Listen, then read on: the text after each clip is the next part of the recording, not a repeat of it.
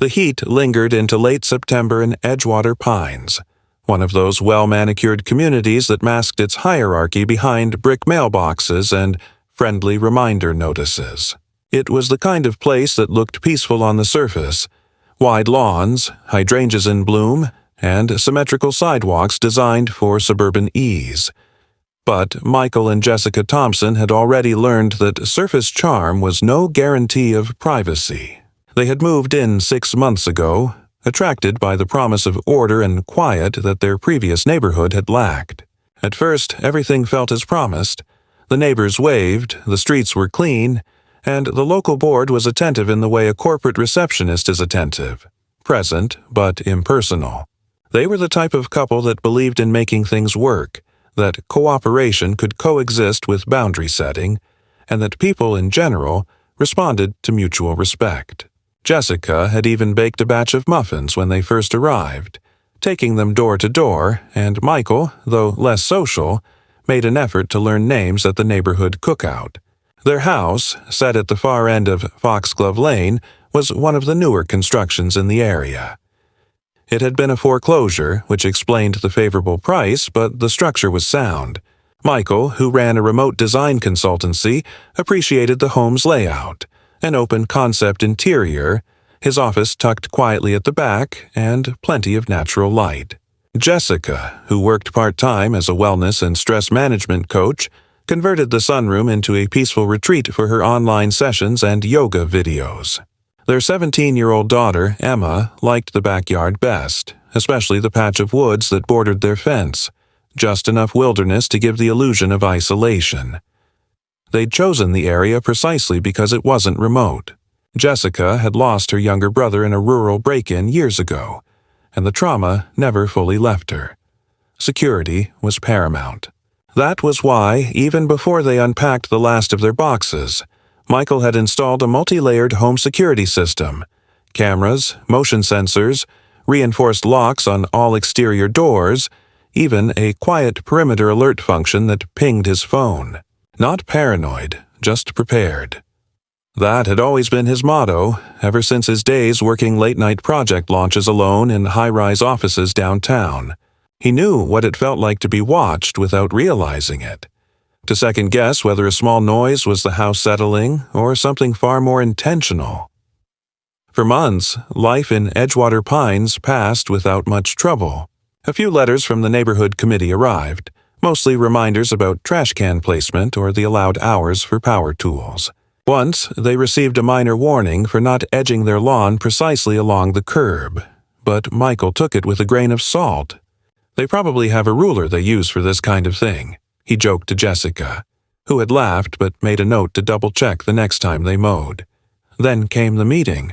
Every quarter, the neighborhood board held a public session where residents could raise issues, hear updates, or, more commonly, listen to the board self-congratulate on budget allocations for flower beds. The Thompsons had missed the first two due to schedule conflicts, but this time Michael insisted they go. He had been receiving conflicting reports from neighbors about a proposed change to the community access and monitoring policy. The way it was phrased in the pre-meeting bulletin sounded innocuous. Optional inspections for safety and code. Compliance. But something in the language made his skin crawl. The meeting was held in the clubhouse's main hall, a space that smelled of disinfectant and old upholstery. Around 40 people gathered in orderly rows, sipping lemonade and politely ignoring each other. At the front, Karen Lott presided with her usual rehearsed warmth. She was the board's head, unofficial queen of Edgewater Pines, wearing a pale blouse tucked so precisely into high-waisted slacks it looked ironed onto her. Her voice had the tone of someone who had once taught Sunday school and never updated her authority style. "Now, let's discuss a small but meaningful amendment that affects the long-term safety of our homes," she said, smiling as though announcing a bake sale. "We propose a provision to allow spot inspections of exterior and select interior areas when concerns arise, say a structural hazard or possible code violations. Only with due notice and board consensus, of course." Michael had glanced sideways at Jessica, who was already frowning. It was the word interior that struck them both. A hand rose in the back. An older man with glasses asked what kind of interior areas would be eligible. Karen answered vaguely. Attics, basements, utility spaces. Things residents might not realize are dangerous. When Michael raised his hand and asked how they'd ensure no abuse of power occurred, Karen laughed softly, brushing the concern aside. Michael, no one's forcing inspections. This is about mutual trust and neighborly care. If you've nothing to hide, you've nothing to worry about. That phrase, it needled under his skin like a splinter. If you've nothing to hide. Michael had always found it disturbing how quickly people surrendered autonomy under the guise of safety. He looked around the room and saw a few people nodding, others indifferent. Jessica squeezed his hand. He stood and spoke, calmly but firmly. There's no scenario where any board, elected or not, should have conditional access to private interior spaces, voluntary or otherwise. It's a line we don't cross.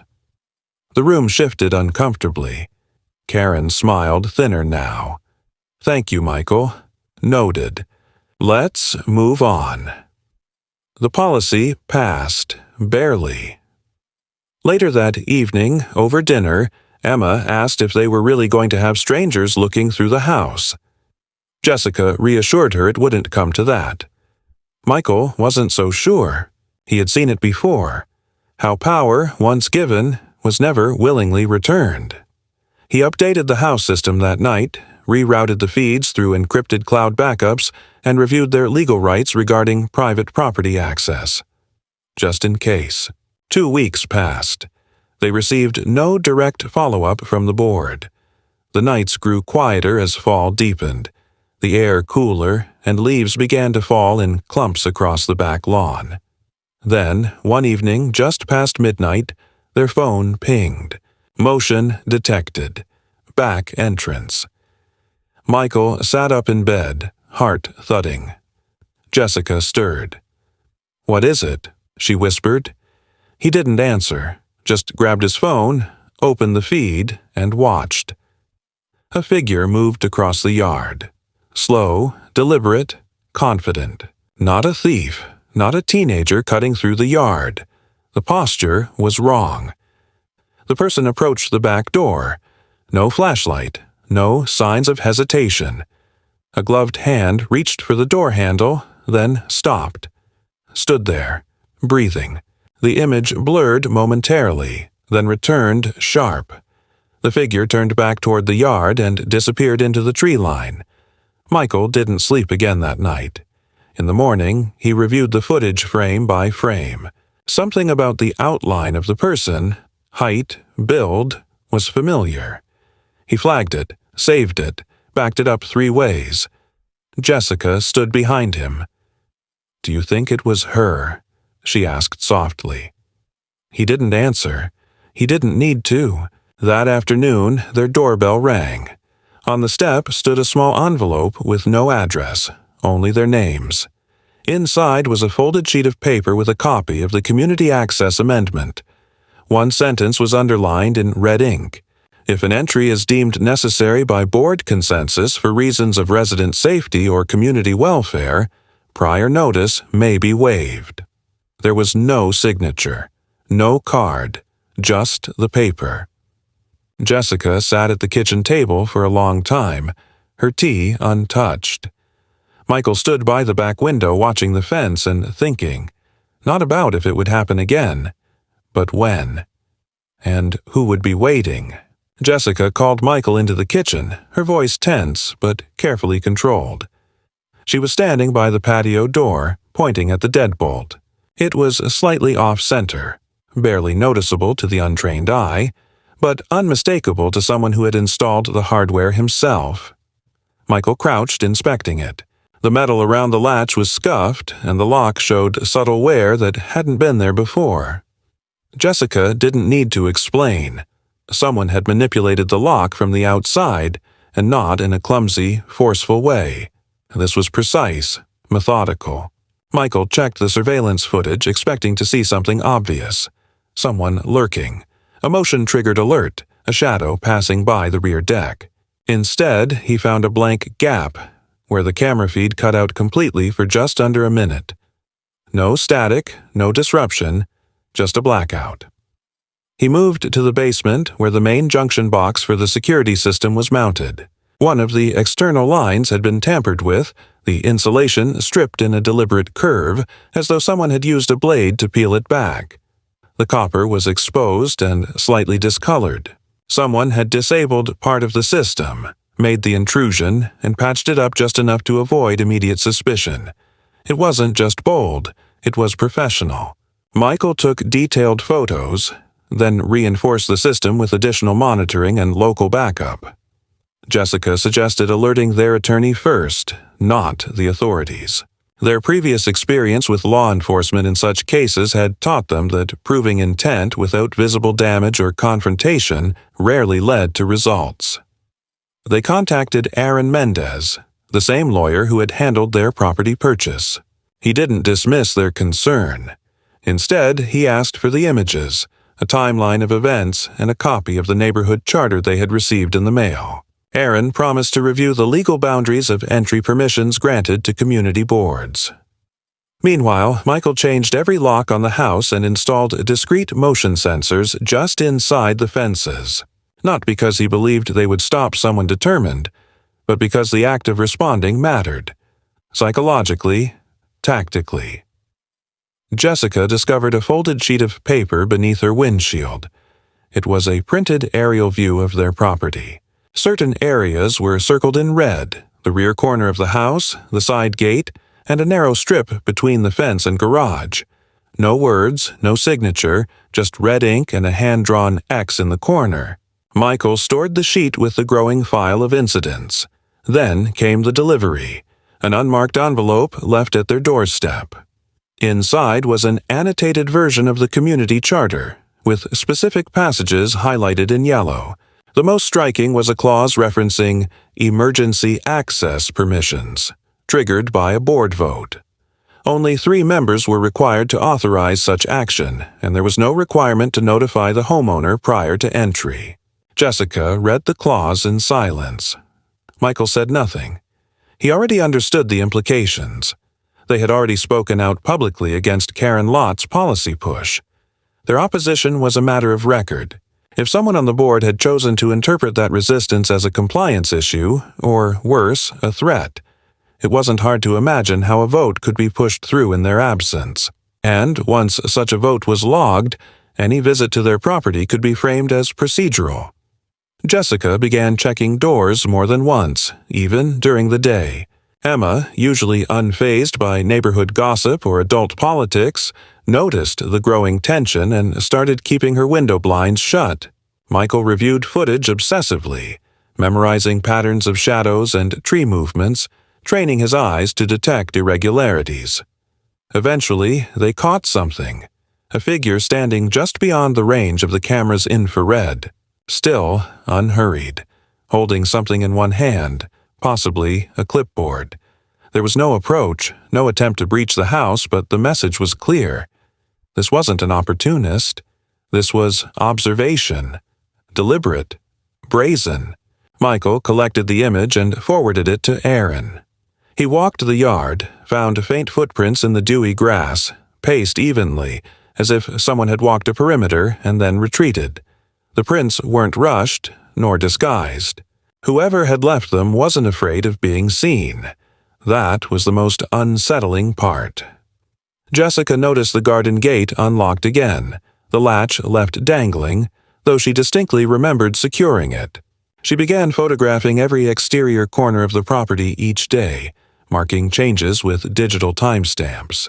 Michael inspected the electrical panel once more and found a second cable altered, this time with cleaner cuts, like someone had refined their approach. He didn't mention it to Jessica immediately, not wanting to escalate her anxiety. They visited the community office. The receptionist, polite to the point of artificiality, insisted there were no recorded inspections or board-authorized visits to their address. Michael asked to see the inspection logs. The receptionist excused herself, didn't return, and eventually a different staff member emerged to inform them that the logs were under review. Jessica asked for an approximate timeline. The woman offered a rehearsed apology and an evasive smile. Aaron called with findings. The board had passed an internal motion the previous month, appointing 2 new members to an informal compliance oversight task group. One of the names was Peter Lott. The second was someone with no listed residence in the neighborhood, a technicality, Aaron noted, that allowed the board to circumvent their own residency requirements. These appointees had authority to conduct non-invasive inspections for compliance verification in cases where complaints were filed.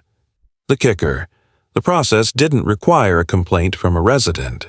The board could file one internally and act on it as if it came from the community. Michael and Jessica sat across from each other in silence after the call, each processing what they now knew. The intrusion wasn't just unofficial. It had been structured, permitted under deliberately vague language and disguised as policy enforcement. They weren't being watched. They were being assessed. Jessica asked if it was time to go to the police. Michael hesitated. Go to them with what? A tampered wire? A man in the dark holding a clipboard? The problem wasn't lack of evidence. It was plausible deniability. Everything was designed to look like nothing. Aaron advised preparing a cease and desist, citing private property rights and a breach of security infrastructure. He also suggested documenting every incident meticulously, including dates, images, and potential witnesses. If further intrusion occurred, they could escalate to civil litigation, or, depending on the event, criminal charges.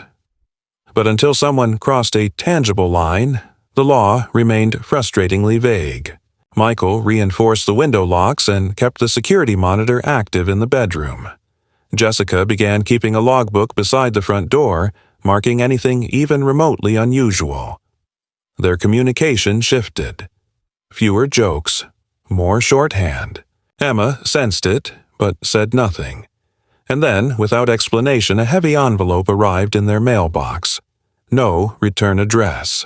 Inside, a printed complaint form, unsigned, listing their address, citing possible violations related to unauthorized exterior modifications and unapproved utility rerouting. Attached, a photo of their fuse box, clearly taken up close from within. Their property. Michael stared at the image. It wasn't just surveillance anymore. Someone had crossed the threshold. Someone had entered. And the only question left was how far they were willing to go. The package arrived without warning, no return address, and delivered not by the regular courier but left discreetly between the screen door and the main entrance, as if whoever placed it wanted to avoid detection. Jessica found it when stepping out for a routine walk, and the weight of the box immediately struck her. Too heavy for mail, too impersonal for a neighborly gesture. She brought it inside, called for Michael, and they opened it together on the kitchen counter with quiet anticipation that neither admitted was fear. Inside, wrapped in a thin layer of packing foam, was a rusted metal clipboard, scuffed and worn, the kind typically used by contractors or inspectors. Clipped to it was a copy of their utility layout, one Michael had submitted electronically during a renovation application 3 months earlier. The paper bore smudges, as though it had been handled multiple times with gloved fingers, and in the margins were handwritten notes in thick red ink, measurements, abbreviations, even a date circled twice with an arrow pointing to the side gate. Beneath the clipboard was a single line of text printed on standard white paper. Unauthorized modifications may result in action. Michael read the line twice before folding the note and placing it face down on the table. Jessica stood across from him, arms crossed tightly, not speaking, her jaw tense. They both knew what this was. Not a message, a warning, and one that had made it past the cameras, past the locks, directly into the heart of their home. Michael checked the footage immediately, but there was nothing. The front-facing camera had frozen for a single frame, then resumed as if nothing had happened. The time code confirmed the gap, Exactly 47 seconds of darkness. The system hadn't failed. It had been bypassed again. Jessica's composure began to crack. This wasn't just a security breach. It was a direct intrusion into their sense of control, a penetration of their boundaries at the most intimate level. Michael didn't attempt to comfort her with cliches. He didn't tell her they were safe. He simply retrieved the camera's hard drive, extracted the footage, and secured a backup off-site, just in case their local files were being targeted. Then he called Aaron. Aaron's response was immediate and pointed. He instructed them to photograph everything, scan all documents, and package the clipboard as evidence. Not to be touched again without gloves.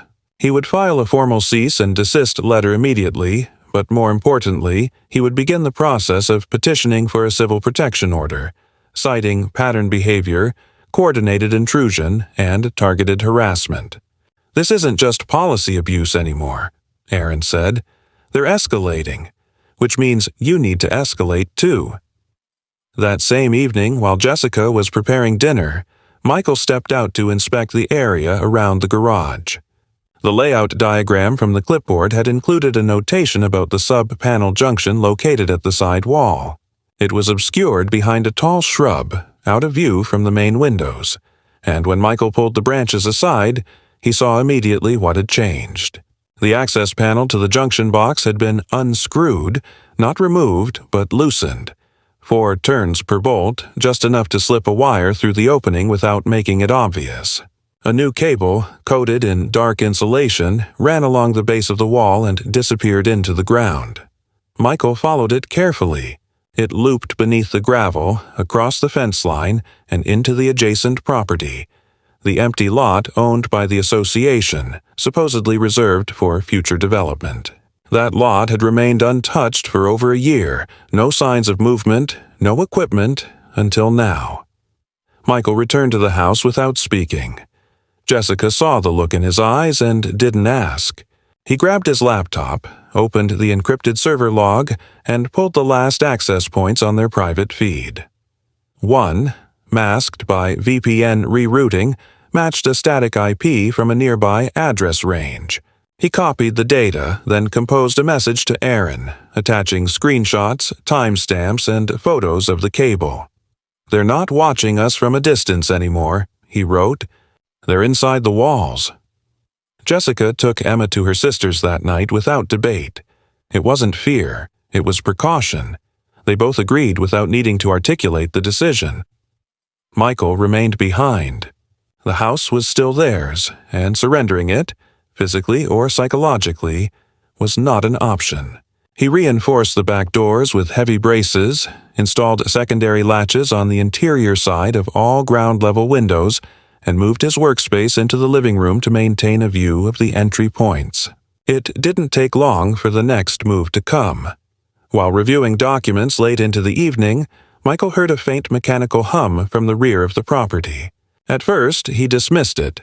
An HVAC unit, maybe a neighbor's irrigation system, but the sound was too deliberate, too isolated. He turned off the interior lights and stepped onto the deck, remaining in the shadows. From there, he could see past the yard into the empty lot behind the fence, and what he saw there made his blood freeze. 2 individuals, dressed in maintenance uniforms, were crouched near the fence line. One held a tablet, its screen glowing faintly. The other appeared to be adjusting something near the ground, a junction box or conduit of some kind, built into a newly installed utility post that hadn't existed a week earlier. Michael stepped back inside, locked the door, and contacted Aaron, explaining the situation in a low voice. Aaron told him not to engage. "They want you to react," he said. "They want an altercation they can twist." Instead, he advised documenting everything, even if it meant staying awake for the entire night. Michael agreed. He didn't sleep. He sat by the window, phone recording in hand, watching the figures finish their task, stand, and disappear into the trees. The next morning, a letter arrived. This one was official, certified, delivered with signature. It came from the Compliance Division, citing an ongoing investigation into potential code violations and safety risks associated with unauthorized electrical rerouting.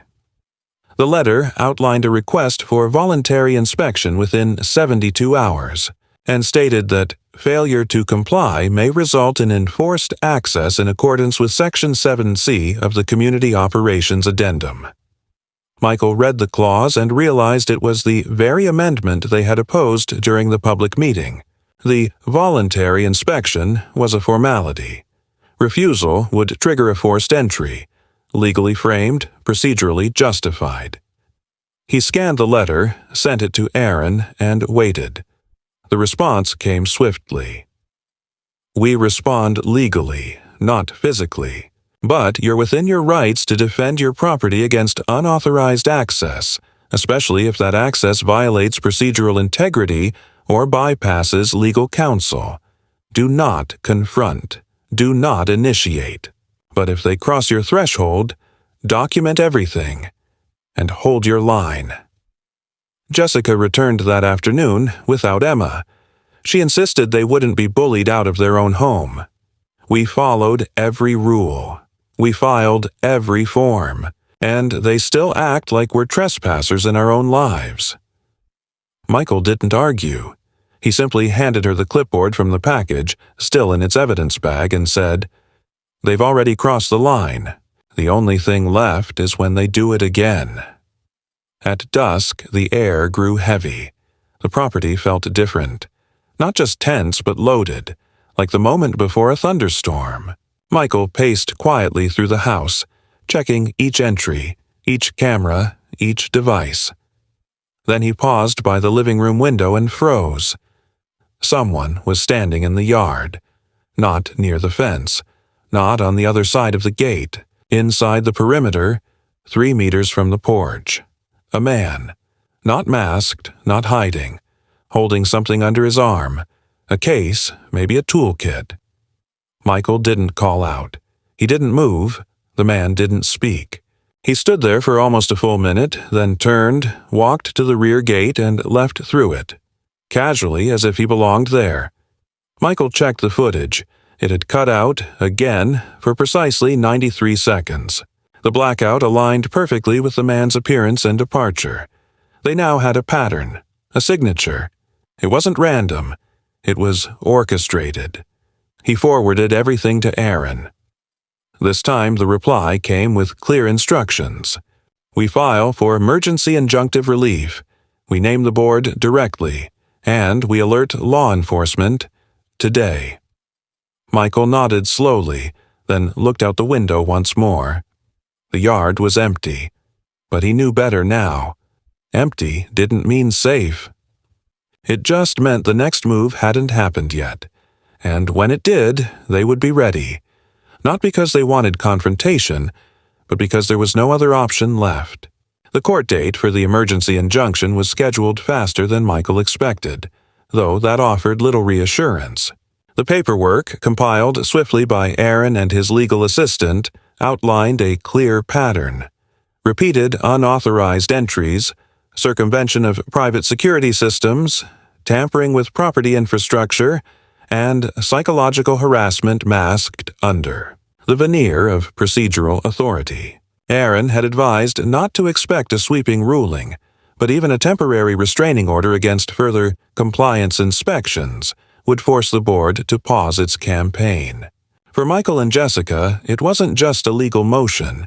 It was a line in the sand, drawn with documents instead of words, the first formal declaration that they were no longer playing by the quiet rules of polite pressure. Still, they didn't expect what came next. The night before the hearing, Jessica returned from checking the mail and paused at the door, visibly shaken. Michael looked up from his laptop, seeing immediately that something was wrong.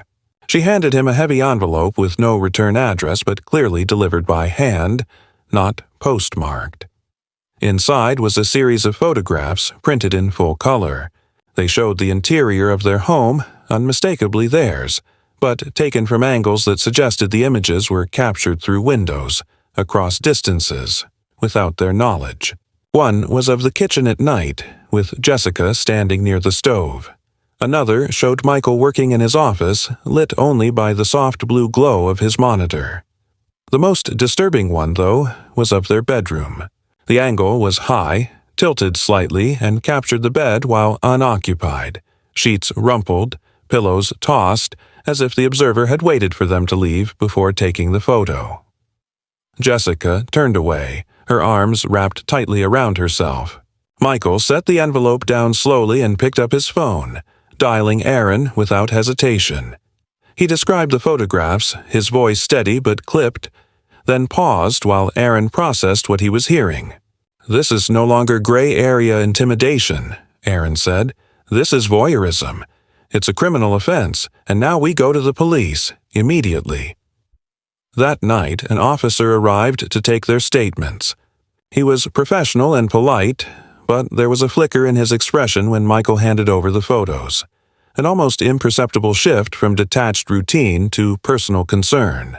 The officer noted that without a known sender, the investigation would rely heavily on forensic analysis, fingerprints, paper origin, potential camera angles. Michael nodded, already knowing the limitations of the system, but they needed the report. Official documentation. A line drawn in public record. The hearing the next day was brief but impactful. The judge, a composed woman with a piercing gaze, reviewed the file in silence before glancing up at Michael and Jessica. She asked direct questions about security measures, timeline, documented events. Michael answered calmly without embellishment. Aaron followed with citations from property rights law and specific breaches of electronic infrastructure. The opposing counsel, a thin man representing the board's legal team, attempted to reframe the actions as misunderstandings, errors in scheduling, miscommunications about access permissions. But when Aaron introduced the police report and the photographs into the court record, the dynamic shifted. The judge did not issue a final ruling that day, but she did grant a temporary injunction forbidding any further access to the Thompsons' property by board personnel or associated contractors pending investigation. It wasn't victory, but it was validation. Returning home, Jessica allowed herself a rare moment of optimism. "Maybe this will stop now," she said softly. Michael didn't reply. He couldn't shake the feeling that the pressure hadn't lifted. It had only moved. Pressure didn't disappear when it was denied. It reconfigured, sought new angles, waited for the next opening. He doubled security again, added encryption layers to the camera feeds, and moved the central router into a locked cabinet. Jessica covered the windows with blackout film, something she once insisted she'd never do, claiming it made the house feel like a bunker. Now, she welcomed the shield. Then came the delivery truck. It arrived late in the afternoon, pulling into their driveway unannounced. The driver, a middle-aged man with the bored expression of someone doing too many stops, stepped out with a large box on a dolly. When Michael met him at the front steps, the man handed over a clipboard for signature. "Appliance delivery," he mumbled. Michael frowned. "We didn't order anything." The man shrugged, glanced at the label. "Address is right. It's paid for. You want it or not?" Jessica appeared behind him, confused. Michael signed, more out of instinct than approval, and helped the driver wheel the box into the garage. After the truck left, he opened it. Inside was a brand-new industrial-grade circuit breaker box, expensive, sophisticated, and entirely out of place. There was no invoice, no receipt, just a folded sheet tucked into the side of the packaging. It was another copy of their utility diagram, updated now, with an added line branching from the main breaker to an external node labeled Remote Monitoring Access. Michael stepped back, heart thudding. The delivery wasn't a gift or mistake. It was a message. We know your infrastructure. We are inside your system. That night, Michael disconnected the house from the grid for 2 hours and manually inspected every panel, every cable route, every network switch. Jessica kept watch, her phone recording in hand. They found nothing overt, no devices, no additional cables, but the psychological toll was beginning to show.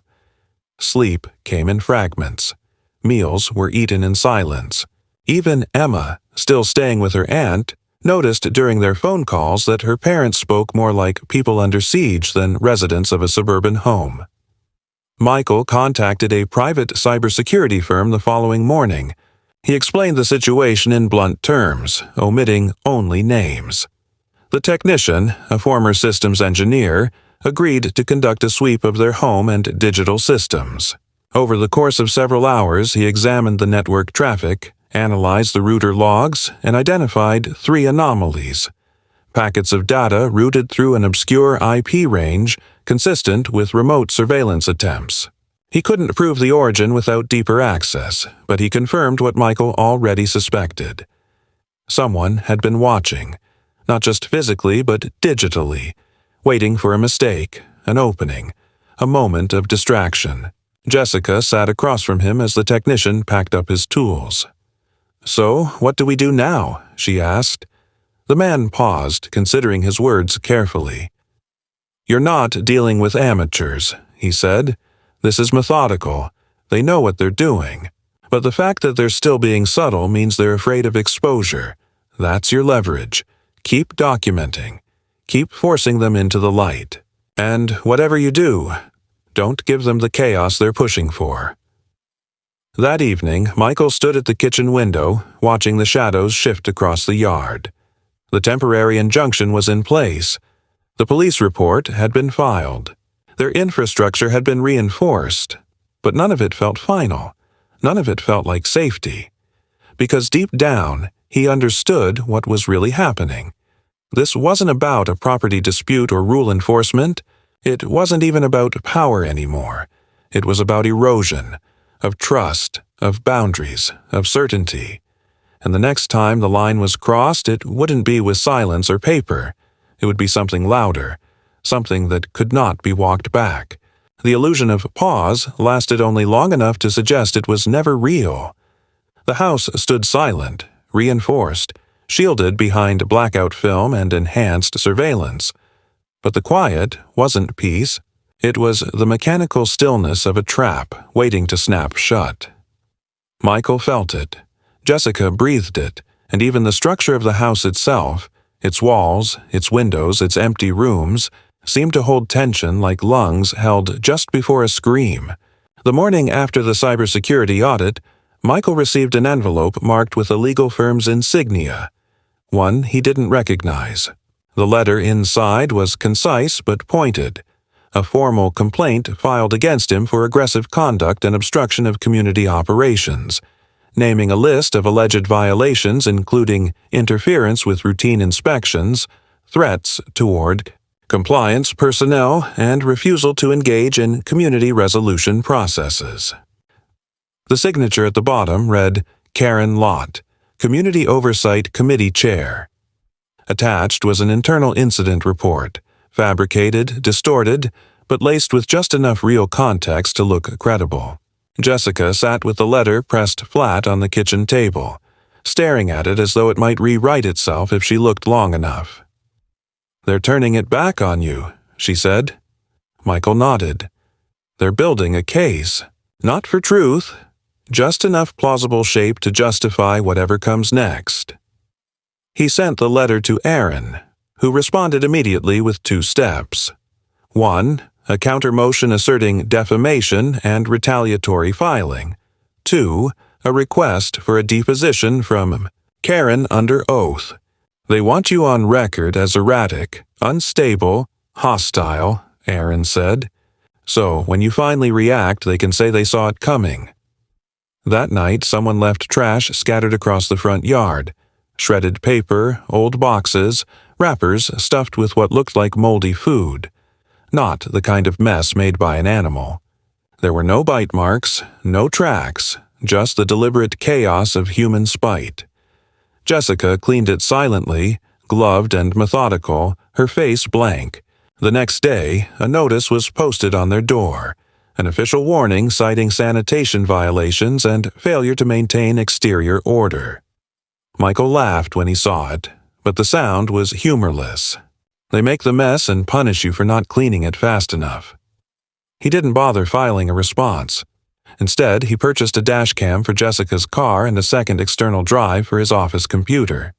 Everything that moved near their property was now recorded 3 ways, stored in triplicate, and uploaded to encrypted servers outside state lines. The threat wasn't physical. Not yet. But it was building with precision, with rhythm, like someone tightening piano wire around a post, knowing exactly how much tension was needed before it broke. It escalated with sound. One night, shortly after midnight, a piercing, high-frequency tone began pulsing from somewhere behind the house. Not loud, barely audible, but constant, intrusive, impossible to ignore. Michael checked every room, every outlet, every system, but found no source inside. Outside, he walked the perimeter, flashlight steady, and traced the sound to the fence bordering the vacant lot. There, hidden behind a false panel nailed into the rear post, was a small battery-powered device. A tone generator designed to irritate, to invade without force. He disabled it, bagged it, and brought it inside. Jessica didn't ask what it was. She just sat beside him and leaned her shoulder against his. They didn't sleep that night. Instead, they drafted a report, filed it with Aaron, and marked it as another psychological incursion. Subtle, deniable, but undeniably real. Then came the petition, delivered by courier, served at their doorstep like a bomb wrapped in paper. The board had filed for forced administrative access, citing failure to comply with sustained violation warnings and accusing the Thompsons of maintaining unsafe conditions within the home.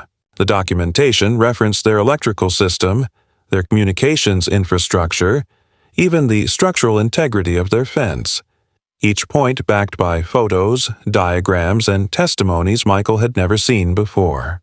The names on the testimonies were familiar: neighbors, casual acquaintances, people who had once waved at them on evening walks, either coerced or complicit. Jessica read through the statements slowly, her face a mask.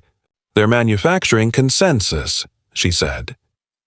Michael didn't respond. He was already forwarding the documents to Aaron, already thinking several moves ahead. The legal system, he now understood, was not designed to detect manipulation. It was designed to process documentation, and whoever controlled the paper controlled the narrative. Aaron filed an emergency injunction against the petition and demanded full disclosure of all evidence sources. At the same time, he subpoenaed the community board for internal emails and communications relating to the case. "It won't stop them," he told Michael, "but it will slow them. And slowing them buys us time to find the cracks." That evening, the camera mounted near the garage captured footage of a figure in a uniform walking up their driveway, pausing near the mailbox and slipping something between the slats. The footage showed the person looking directly at the lens, then raising a hand and extending a single finger pressed to his lips, a mocking gesture of silence. Inside the mailbox was a folded blueprint of their own house, marked with new annotations, red ink slashing across walls and power lines, a large question mark scribbled across the master bedroom. No words, no name. Just invasive curiosity, weaponized in the form of architecture. Michael felt the last of his restraint begin to dissolve. He locked the blueprint away and called Aaron again, this time not for legal advice, but for clarity. "What happens if someone forces their way in?" he asked. Aaron's voice was firm. "If they break a lock, bypass security, or cross the threshold uninvited, you're within your rights to defend your home. But document everything. Show restraint. Let them cross the line first." Jessica didn't leave the house for the next 3 days. Michael worked from his laptop in the living room, eyes constantly on the feed, heart beating like a second clock. Even silence became intrusive, thick with anticipation. Then, without preamble, it happened. Late afternoon, sun low, casting long shadows. A white unmarked van pulled up and parked across the street. 3 men exited, dressed in navy blue with utility belts and matching clipboards. They walked with purpose, didn't knock, didn't call out. One moved to the side of the house, another to the rear. The third approached the front door and reached for the knob. Michael stepped into the foyer, firearm holstered but visible at his side, and called out through the door. "You're not permitted to enter. Step away from the property." The man didn't respond. He just tried the handle. It turned, resisted. The deadbolt engaged. Jessica, standing at the top of the stairs, called the police. Michael repeated himself, louder, firmer. "This is private property. You are not authorized to access this home. Leave now." The man at the door knocked once, slow, theatrical, then turned, raised a phone, and began filming the house exterior. Michael stood behind the glass, watching, steady. The man recorded for another minute, then turned to join the others at the side yard. Michael moved quickly through the house, locking down interior doors, setting alerts. When he reached the back, one of the men had a crowbar prying at the panel near the utility box. Michael shouted again, this time louder, sharp. "Step back, I am armed. This is a final warning." The man looked up, met his gaze, and took a step forward instead of back. And that was it. Michael drew his weapon, pointed it, not at the man's chest but at the ground just ahead of him, and fired a single round. The sound cracked through the air like a thunderclap. The man stumbled backward, hands raised, shouting something Michael didn't hear. The others froze. Jessica was already on the phone, voice tight, delivering the report to the dispatcher. The men retreated fast, no longer coordinated, no longer calm. The van peeled out from the curb and disappeared down the street before sirens filled the air. When the police arrived, Michael holstered the weapon, stepped outside, and presented his license without being asked. He recounted the event in full, camera footage ready, audio recordings uploaded. He described the escalation, the threats, the forced entry attempts. The officers listened, took notes, and retrieved the shell casing from the backyard. Michael was not arrested. He was not charged. But the officer in charge issued a statement that would later prove crucial. The homeowner gave clear warning. The shot was not directed at any person. The force used appears consistent with a defensive warning. Jessica exhaled for the first time in hours. Michael didn't sleep that night. He sat at the kitchen table, listening to the playback, again and again. His voice, calm. The sound of the shot, the silence after. Something had broken, but it wasn't just the moment. It was the contract of civility, the mask of rules and process. They had reached the point where documentation didn't stop the threat, where law could only follow after the line was already crossed. And from that point forward, Michael knew the rules were no longer written on paper. They were drawn in perimeter lines, reinforced by presence, enforced not with permission, but with resolve. The shot had done more than scatter intruders. It had ruptured the delicate fiction that held the neighborhood together. The next day was marked by a thick, uncomfortable stillness. No cars passed slowly down the road. No neighbors stepped outside to water plants or retrieve mail.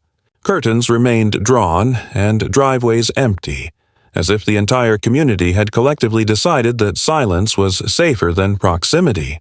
For Michael and Jessica, the aftermath was measured not in relief, but in the quiet assessment of damage, psychological, legal, and strategic.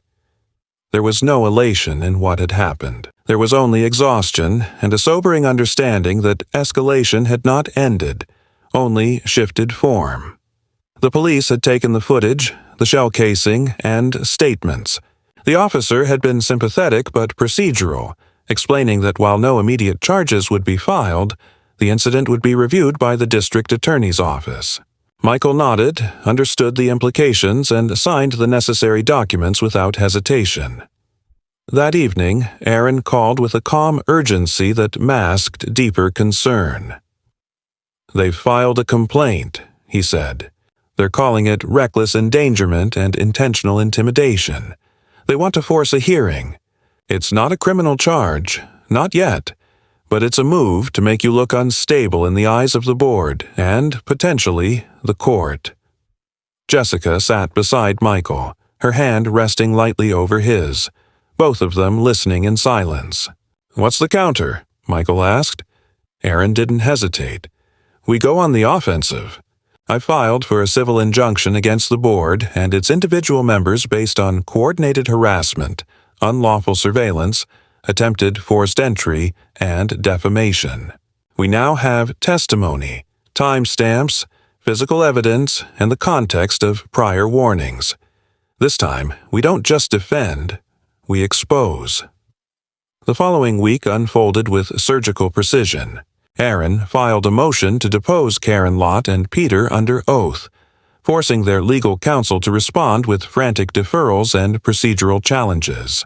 In parallel, he subpoenaed the records of the so-called Compliance Task Force, emails, scheduling logs, photographs submitted to the committee, payment records to any contractors or third-party inspectors.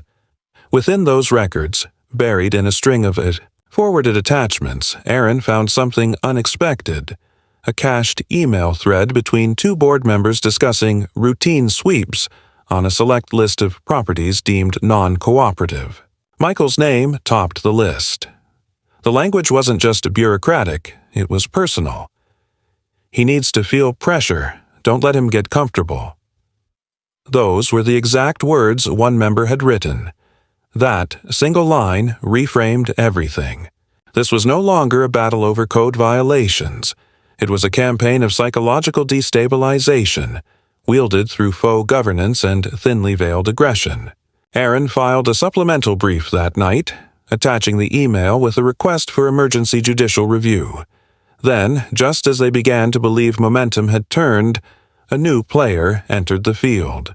A letter arrived, this one marked with the seal of the County Land Development Office. It stated that an anonymous complaint had been submitted regarding suspicious electrical modifications and potential code violations affecting nearby utility systems. The letter notified them of a pending inspection by a certified city engineer. Jessica read it 3 times, each time slower than the last. "This isn't them," she said, almost disbelieving. "This is municipal." But Michael understood the move. Someone had pushed the conflict beyond the neighborhood board. Someone had escalated the conflict into the realm of government scrutiny, leveraging connections or influence to open a new front. Michael called Aaron again. "Can they do this?" he asked. Aaron exhaled slowly. "If it's a legitimate complaint, yes. But the city doesn't act this fast unless someone pulls strings. This is leverage. They want to provoke, to make you act out in front of real authority. Don't give them what they want." Michael didn't. When the inspector arrived, he was cordial, efficient, and surprisingly sympathetic. He reviewed the electrical panel, asked a few polite questions, and noted that all installations were up to code. Before leaving, he glanced at Michael with a flicker of quiet understanding. "Not the first time I've been sent to check something that didn't need checking," he said. "Looks like you've got eyes on you. My advice, stay above it. Let the paper fight the paper." It was the most honest interaction they'd had in weeks. Michael thanked him, walked back inside, and found Jessica at the kitchen counter organizing files.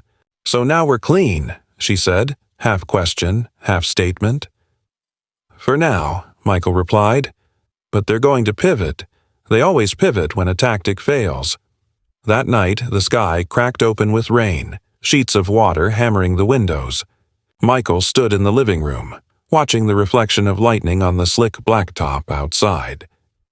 At exactly the same moment as the week before, the exterior camera pinged. Movement. He opened the feed and saw a figure at the far edge of the yard, unmistakably Peter, holding what appeared to be a surveyor's rod. Behind him, another man carried a clipboard. They were mapping something. Michael didn't wait. He stepped outside, flashlight in hand, and approached the fence. He didn't cross it. He didn't raise his voice. He simply stood, watching. Peter looked up, saw him, and smiled, not with mockery, but certainty, as if to say, "You can't stop the next move." Then they turned and left without a word. Inside, Jessica had already marked the time. Michael uploaded the footage to the server and called Aaron once more. "They're testing perimeters," he said. "They're not even hiding it." Aaron answered immediately. "That's good. They're overreaching. Every time they do, they make the case stronger. You just have to last long enough for the law to catch up." That phrase stayed with Michael. Last long enough, like endurance was its own form of justice. The next day, the judge granted a partial ruling in their favor. The board was ordered to cease all direct action against the Thompsons, and all further correspondence or inspection attempts had to be processed through Aaron's office. It wasn't over, but it was movement.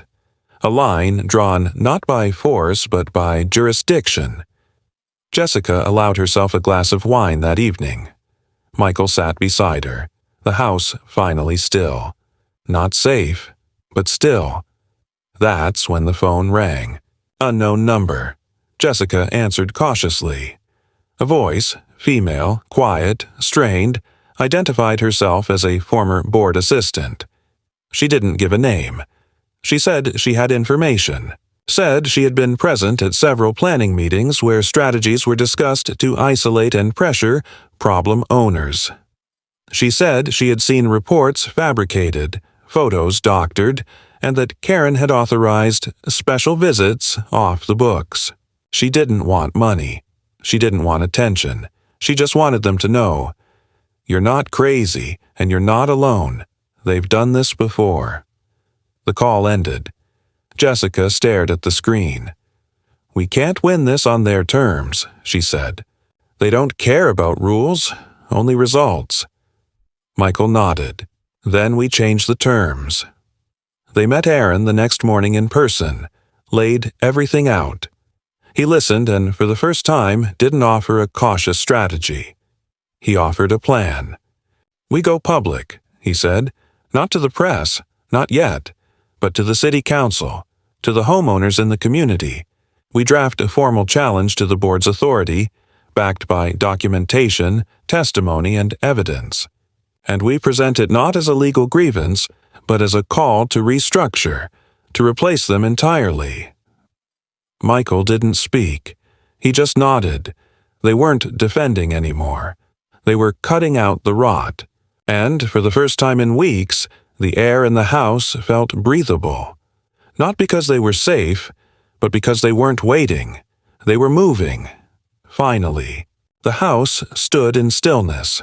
But it was no longer the kind of stillness born from fear or anticipation. It was the silence that follows decision, after the final card has been played, and all that remains is to wait for the echo of consequence. In the days following Aaron's proposal to formally challenge the board, Michael and Jessica moved with quiet resolve. They no longer debated their next steps, nor did they second-guess their instincts. Instead, they collected. Every document, every time-stamped recording, every inspection notice and fabricated complaint was organized into a dossier so complete, so methodical, it could have been assembled by a federal case analyst. They met with Aaron twice more, finalizing the presentation that would be submitted not just to the city council, but to every homeowner in the community, each recipient receiving a letter with the seal of a licensed legal representative and the weight of undeniable evidence. The tone of the letter was not accusatory. It was revelatory. It laid out the facts, dates, contradictions, and patterns. It referenced laws and community bylaws. It named individuals only where legally permitted and invited residents to examine the system under which they were being governed. No threats, no dramatics, just light, shined with surgical precision. The response was not immediate. The first few days were met with silence, and Michael wondered whether people would simply retreat into the comfort of neutrality. But then the calls began. First a trickle, then a steady rhythm. Homeowners who had once kept their distance now reached out with tentative gratitude, quietly confessing their own frustrations, their own experiences of overreach and selective targeting. Some had stories similar to Jessica and Michael's: mysterious visits, inexplicable fines, board members showing up unannounced under the guise of concerns. Others had simply complied out of fear, afraid to be labeled uncooperative. One man, a retired contractor, admitted that he'd been pressured into providing inspection reports based on second-hand instructions rather than actual walkthroughs. "They told me it was standard procedure," he said. "Now I'm not so sure." Word reached Karen and her remaining allies quickly. She issued a public memo through the official community channel denouncing what she called a campaign of misinformation driven by a disgruntled resident with a history of non-compliance. But the memo was met with backlash, not solidarity. Too many people had now seen the documentation. Too many had recognized their own experiences reflected in the reports. The council meeting to review the complaint against the board was packed beyond capacity. Residents who hadn't attended a meeting in years showed up, standing in the back, arms folded, faces tight with withheld frustration. Aaron stood beside Michael, presenting the case with clarity and restraint. He didn't accuse. He exposed. He spoke of boundaries, of trust, of the dangerous slope between governance and intrusion. He referenced specific language from board emails, pointed to the timing of inspection notices, and detailed the sequence of events surrounding the night of the forced entry. When he finished, there was no applause, only silence, followed by questions, and not the soft, performative kind. Real questions, direct, demanding accountability. Karen tried to speak in her defense, but her words fell into a room that no longer accepted the premise of her authority. When the council announced that an independent review panel would be established, that elections would be held for the board's restructuring, and that all enforcement actions would be frozen pending the investigation, it felt less like a victory and more like a return of balance, long overdue, hard won. Karen left the meeting early. Peter was nowhere to be seen. Their influence collapsed not with scandal, but with exposure. Power had never been theirs by right, only by assumption. And now, that assumption was broken. Back at home, Jessica stood by the kitchen window watching the wind roll across the backyard. "Do you think they'll leave us alone now?" she asked. Michael took a long breath before answering.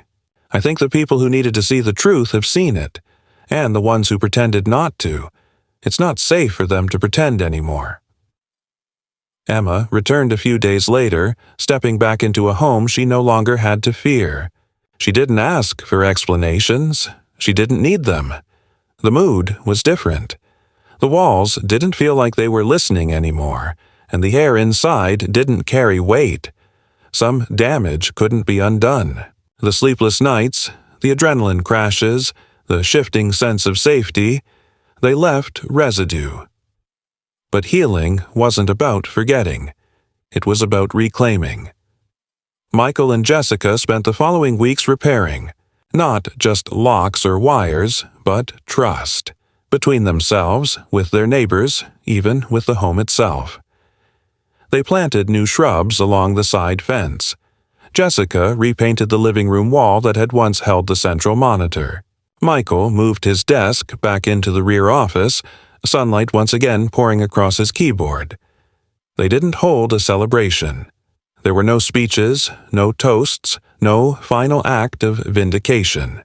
But one evening, as they sat on the porch, watching the light settle behind the trees, a neighbor passed by with her dog and paused. She waved, a real wave this time, not the kind born from obligation, but from understanding. "Thank you," she said, and then she walked on. Jessica turned to Michael. "Would you do it again? Everything?" He didn't answer right away. He looked at the house, the yard, the place that had nearly been taken from them piece by piece. Then he said, "I'd do it sooner." The silence returned, but now it felt earned. The house didn't whisper anymore. It stood, steady and whole, not because nothing had happened, but because everything had. And they were still there, still standing.